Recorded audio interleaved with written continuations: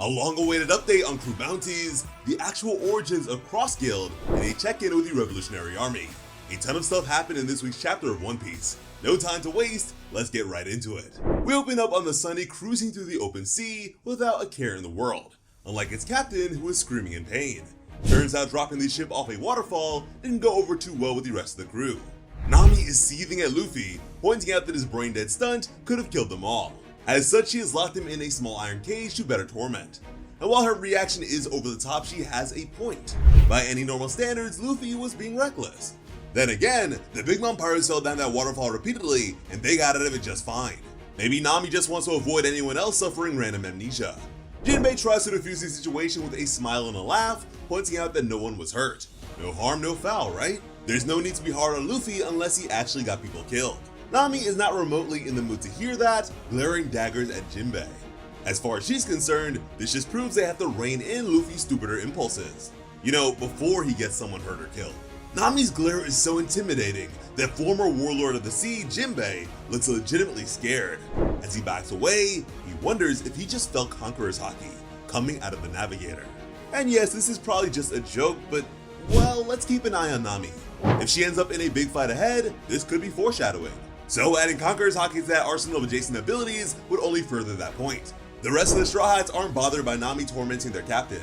They're used to her punches of love at this point. Zoro's already sound asleep, just passed out on the deck. Frankie and Chopper are hard at work getting the Sunny back into shape. Frankie's beaming, pointing out how well the Sunny withstood the drop. Despite plummeting off a massive waterfall, it only lost a small yard. For our non-sailors out there, that's one of the spars jutting out of the mast that the sails are hung from. Even a strong storm can cause damage like this, hence sailors usually pull them down. Even a strong storm can cause damage like this, and sailors usually pulling them down. A minor yard being the only casualty from so dramatic a fall is really impressive. Equally impressive is the news delivery bird. It has already located the Sunny after its recent descent from Wano. Robin gives the faithful messenger a pat on the head before announcing to the crew important information.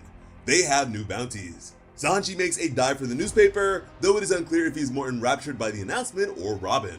Either way, his charge knocks the wanted posters out of Robin's hands, sending them flying over the deck. The Straw Hats scramble to claim their own, all excited to see just how much they've gone up by. First to make the discovery is Chopper. The little reindeer is swept up in the moment, hyped to see if he's finally gotten a decent number. As kind and gentle as Chopper is, he's really gotten into the crew's little contest. Unfortunately, the Navy remains cruel. Chopper's bounty is a mere 1,000 berries. Putting this into context, this is enough for 2 servings of takoyaki. It's less than 1/10 the cost of a full course meal at Baratie. I'm beginning to think that Commodore Branu, the Marine in charge of bounty assignments, is trolling Chopper at this point. The rest of the Straw Hats have done far better. Nami is in tears over her bounty of 366 million berries. It's hard to tell if that's due to fear or avarice at imagining so much money. Brook is all too happy at his 383 million berry bounty, strumming his guitar in celebration. Frankie barely notices his 394 million berry bounty, annoyed at the poster. Despite past posters having an image of Frankie, or at least the General Frankie, this one just has the Sunny's figurehead. And of course, Usopp is trembling in outright terror at his new bounty. He has hit 500 million berries, and he is begging for it to not get any higher. Interestingly, this means that we have a standard Straw Hat bounty figure. 4 of these bounties have had the same increase from their last poster. It's a 300 million berry jump each time. This puts them all above Zoro and Sanji's Dressrosa era bounty. Usopp's new figure equals Luffy's bounty after defeating Doflamingo. Impressive work, one and all. Next up is the biggest increase of the Straw Hat crew, bar Luffy. Nico Robin, archaeologist, devil child, and generous giver of cotton candy. She has hit 930 million berries, a jump of 800 million. While part of this is likely the world government's worry about her ability to read poneglyphs, that has always been known. It's the whole reason she had a bounty even as a child. It'd be nice to think that her battle with Black Maria helped gain Robin some serious respect, and that's why her bounty went up so much. And following Robin is the greatest loser of this round of bounties, Sanji.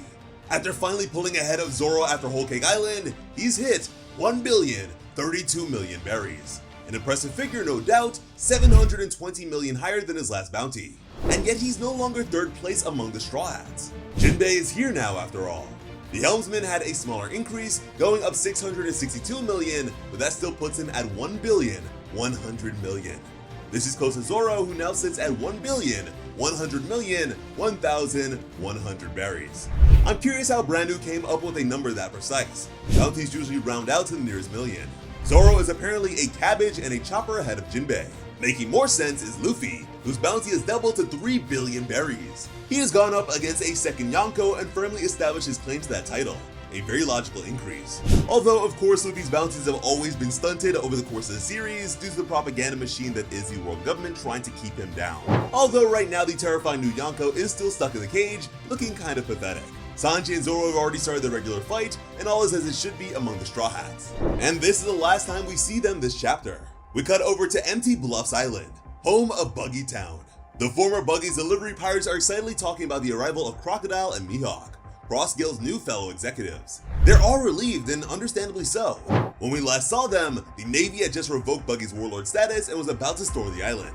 Apparently, Crocodile and Mihawk showed up to save Buggy's team. As far as the rank and file pirates are concerned, this was obviously all a part of the Genius Jester's plan.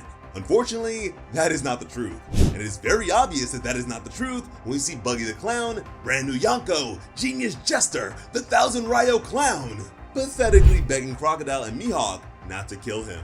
He's crying, yelling out that he'll lick their boots, do anything they want so long as they let him live. Both of Buggy's supposed subordinates have weapons drawn, resting against his attached head. Sir Crocodile makes their grievance clear. Apparently he and Hawkeye were supposed to be in charge of Cross Guild. The idea that Buggy was leader of their group was as big a surprise to them as anyone else. Neither man is all that happy at the world now believing that they're working for a literal clown. Crocodile claims this situation is so far beyond insulting, he doesn't even have the words for it. Mihawk keeps his trademark pose, but claims that Buggy dying wouldn't even begin to make up for this. At the clown's pathetic request that they let him live, the world's greatest swordsman scoffs. Buggy shouldn't make unreasonable requests, right? Completely unconcerned about Buggy, the one-time Mr. 3 Galdino happily chimes in, claiming it'll be nostalgic to serve under Crocodile again. Buggy naturally calls out his treacherous ally, but Galdino claims that he never formally joined Buggy's crew. Now that's stretching the truth at best. We saw him inside Buggy's inner sanctum before this. Still, it's hard to fault the guy for wanting to go with the winning side, especially since Buggy's actual longtime crew have about the same level of loyalty. The Buggy pirates lament the harshness of the world, but have already written their captain off as dead. None of them are brave enough to face Crocodile and Mihawk to try and save the Genius Jester. They're hopelessly outclassed, so of course they are already planning to follow Crocodile. Something about the crew's conversation gets Mihawk thinking, however. We flash back to his castle with skies overcast and yet another marine fleet approaching the island. Mihawk, of course, is paying them no mind. He's just taking a bottle of wine from the rack and is talking over Denden Mushi to Crocodile. Hawkeye is annoyed at the constant marine attacks, considering them a nuisance. He's planning to relocate to try and get them to stop. This is when the one-time leader of Broke Works makes his pitch. If Dracula, Mihawk, and Sir Crocodile both headed up the same organization, the Navy wouldn't send a few regular Marines to deal with them. If they attacked, it would be in full force. Less annoyances, and perhaps some legitimate challenges. This has to have been a tempting offer for Mihawk. But Crocodile's final words seem to have given Dracula some room for doubt. You and I are the same. We don't trust anyone. Thinking over the idea seems to make Mihawk pensive even now. Looking at his expression here, it makes you wonder how Mihawk feels about his isolation. Let's not forget that he lived with Zoro for a while and Persona even longer. The swordsman gives Buggy a questioning look, which naturally freaks out the clown. Buggy's already on edge after all. It's natural he'd take Mihawk even looking at him as a death glare. We flash back to the last time we saw Buggy. Like the delivery pirates said, they had been surrounded by the Navy.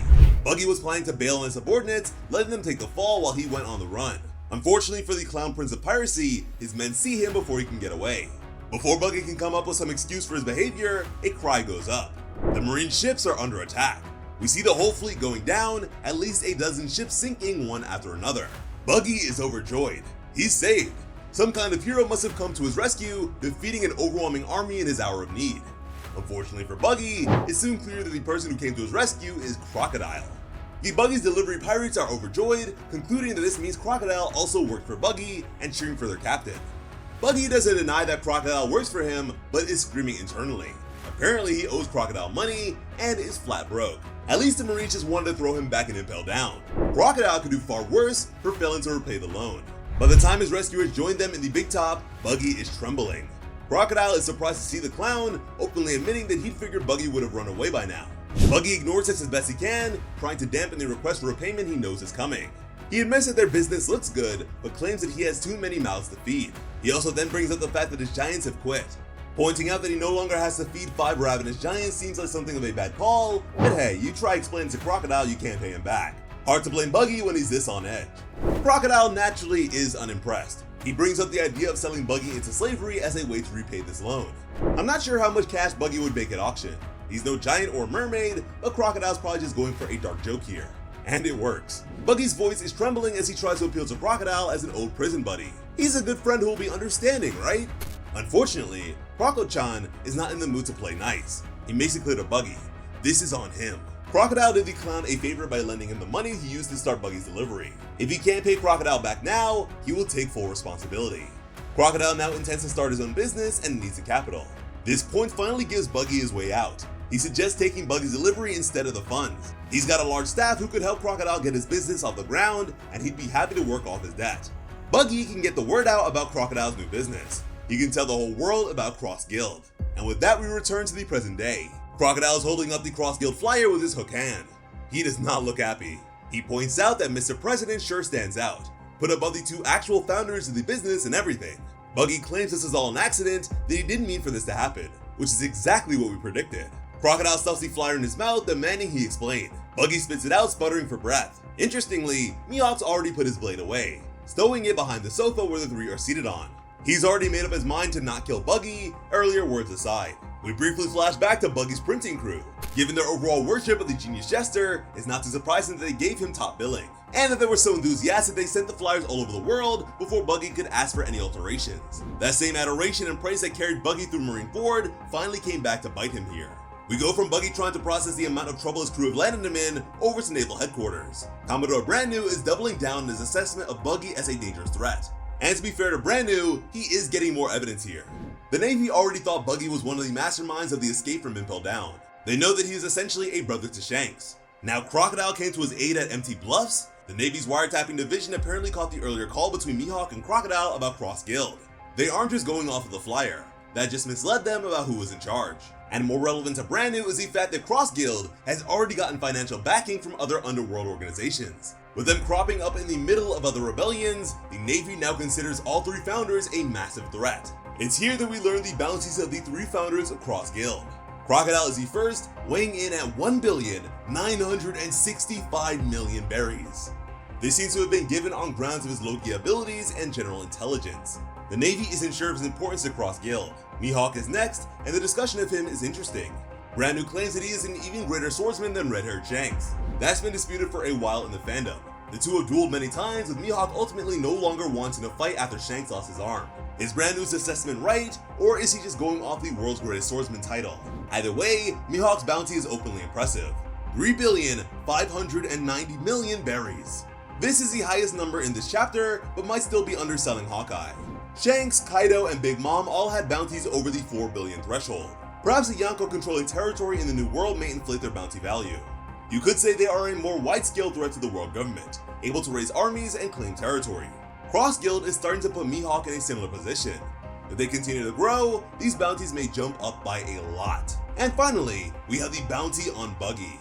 Going off his history and his apparent control over Mihawk and Crocodile, the Navy consider him extremely dangerous. He has hit 3,189,000,000 and is officially a Yonko.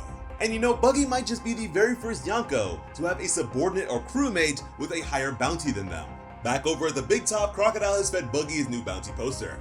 The former warlord dryly comments that the clown has made quite a name for himself, going for that Emperor of the Sea title. Buggy does his best to apologize, offering to lick Crocodile's boots. All he gets for his trouble is a curt "shut up." This, however, is when Mihawk offers a suggestion. Why not let Buggy be the Yonko? He's not interested in titles or glory. He has his pride, but ultimately he joined Crocodile to try and live in relative peace. Having Buggy take all the heat for them, letting him be the figurehead Yonko, is best for both the actual Cross Guild founders. Crocodile is skeptical at first. He's still annoyed about Buggy's grandstanding. Mihawk points out that this puts the biggest target on Buggy, and if they need to, they can always kill the clown later on. The prospect of killing Buggy later is enough to greatly improve Crocodile's mood.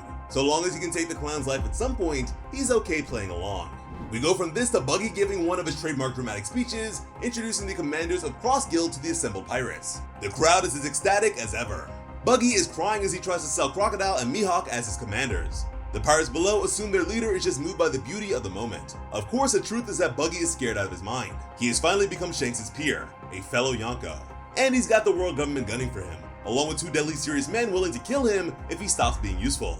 For once, Buggy the Clown has no way to run away from his problems. We leave Cross Guild there, heading over to the Kamabaka Queendom. The Revolutionary Army is abuzz with news of Sabo. Apparently he has been separated from the other commanders during their escape from Mary Joa, so they are all celebrating the fact that he is apparently safe. Ivankov claims it as a miracle. Morley, Karasu, and Lindbergh are all happy to hear that the Chief of Staff is still alive. While Bello Batty snaps at them for being annoying, she's likely just as happy to hear this. She's just the Nami of their team in more ways than one. Only 2 members of the army seem seriously concerned by what they've heard: Koala, Sabo's longtime partner, and Monkey D. Dragon. The 2 have been brooding for a bit, and Dragon makes it clear why. While the Supreme Commander is glad that Sabo is alive, the news that he'd killed King Cobra has potentially driven a wedge between them. While Koala seems more upset, unwilling to believe it, Dragon's takeaway is harsher. He's not going to make assumptions, but he makes his stance clear to Koala. If Sabo really did murder Cobra, Dragon won't forgive him, no matter what the reason. It's interesting to see Dragon have a moral objection like this, though exactly what got to Dragon about Cobra's death remains unclear. Trying to settle the matter, he turns to the Revolutionary Army's newest guest, Bartholomew Kuma. The former warlord of the sea has somehow managed to escape with the other Revolutionary Army commanders. Apparently, only Sabo has separated from the group. Dragon asks Kuma what he saw, hoping Kuma witnessed Sabo's actions and can explain them. Unfortunately, all Kuma can respond with is, "I am yours to command, master." Koala tears up just from hearing the words. Whatever the world nobles it to Kuma, simply taking him away from the Holy Land isn't enough to undo it. If Dragon wants his old ally back, they're going to have to find an actual scientist or at least a doctor. But before we can outline a plan, the Den Den Mushi rings. We cut briefly to the Navy officers who are apparently tapping this call, listening in. Betty yells at the army to quiet down while Koala answers the snail. We end on the response with Sabo identifying himself. Apparently, the Revolutionary Army are about to get their answers. So yeah, that was chapter 1058. We've gone through a lot. We've got new bounties and some big questions that have been answered. Still, there's a bunch of stuff that is still unclear. What happened with Sabo? Is Cobra actually dead? Where are the Straw Hats headed now? We would love to hear your guesses in the comments down below. As always, I'm Slice of Otaku. Thank you all so much for watching and have an awesome day. I love you.